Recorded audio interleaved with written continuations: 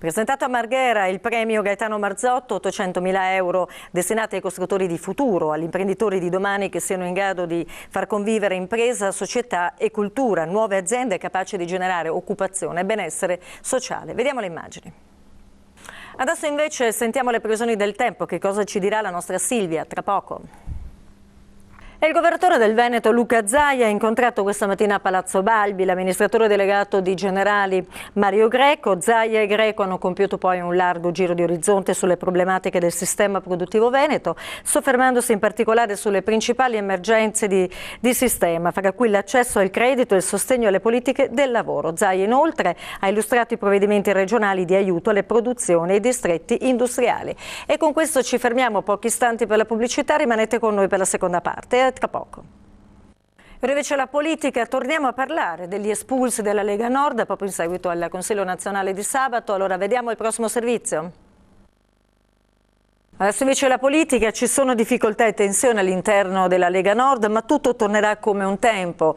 Almeno questo dice Ivano Faoro, da sempre ai vertici del Carroccio, ora commissario della segreteria di Treviso, l'ex assessore provinciale, il sindaco di Ersiè, così spiega la situazione. Sentiamo l'intervista allora. Adesso ci fermiamo pochi istanti perché ci sono le previsioni del tempo. Linea alla regia per questo, tra poco in studio. Eccoci di nuovo in studio, ma solo per i saluti, non ci sono altre notizie. Vi ringrazio per essere stati con noi. Naturalmente l'appuntamento con l'informazione da Belluno e provincia torna domani, puntuale come sempre. Arrivederci a domani allora. Cortina d'Ampezzo da oggi è la candidata scelta dall'Italia per i mondiali di sci alpino 2019 ed è tutto nero su bianco. La convenzione tra il Comitato Cortina 2019 e la FISI è stata firmata questa mattina alla presenza del sindaco Andrea Franceschi e del presidente della Federazione Sport Invernali Flavio Roda. La strada è lunga e difficile, commenta Cristian Ghedina. Cortina ha bisogno dei mondiali. Le interviste. L'Austria boccia il piano di risanamento della ACC di Melle. La notizia è arrivata ieri nel tardo pomeriggio, ha gelato lavoratori, parti sociali e istituzionali impegnati nel mantenimento e nel rilancio del polo industriale della sinistra Piave. Ma non tutto pare perduto. Intanto però oggi 8 ore di sciopero e poi vertici in provincia alla Ideal di Quero, il servizio. E adesso ci sono i saluti con le previsioni del tempo. Vi lascio appunto al meteo e finisce qua il telegiornale. Grazie per l'ascolto e ci vediamo domani. Arrivederci.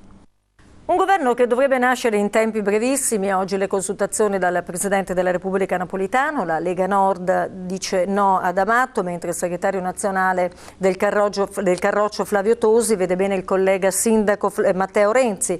Intanto l'ex Presidente della Regione Veneto Franco Frigo prende il posto della nuova governatrice del Friuli Venezia Giulia, appunto la Serracchiani, nell'Europarlamento. L'abbiamo intervistato.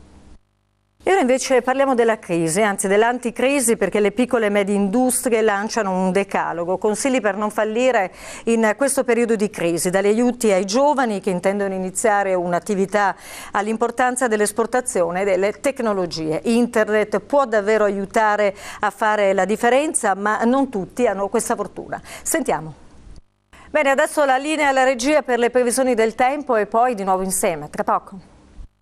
Adesso invece la cronaca con le prostitute per la crisi, le 3 donne italiane sorprese ad esercitare in un appartamento di via Torino Attiene, il blitz della polizia locale ieri pomeriggio quando gli agenti hanno trovato le donne in abiti succinti pronte a ricevere i clienti. Sentite che cosa ha risposto uno di queste.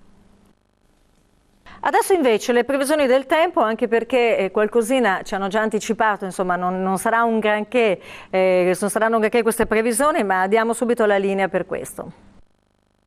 E adesso andremo a vedere subito le immagini della manifestazione lanciata dalla rete e sostenuta da amici e colleghi che si è svolta ieri a Cortina appunto in solidarietà ad Andrea Franceschi e agli arresti domiciliari dal 24 aprile. Vediamo le immagini. Continuiamo comunque a tenere aperto questo capitolo che riguarda appunto l'arresto del sindaco di Cortina, nessuno stallo negli affari della Regina dopo gli arresti di Franceschi. Il comitato per la candidatura dei mondiali di sci 2019 che si è riunito oggi registra l'ingresso dell'assessore allo sport Marco Ghedina in rappresentanza del comune. La presidenza è stata affidata ad Enrico Valle, l'esperto leader dell'associazione permanente della Coppa del Mondo. Le iscrizioni scadono il 1° maggio e dentro quella data va depositata la candidatura. Per il momento l'unica concorrente è la svedese Are. E con questa notizia si chiude il nostro telegiornale. Non ci sono altri aggiornamenti dell'ultimo minuto. Vi ricordo che l'appuntamento torna domani e allora vi auguro una buona serata.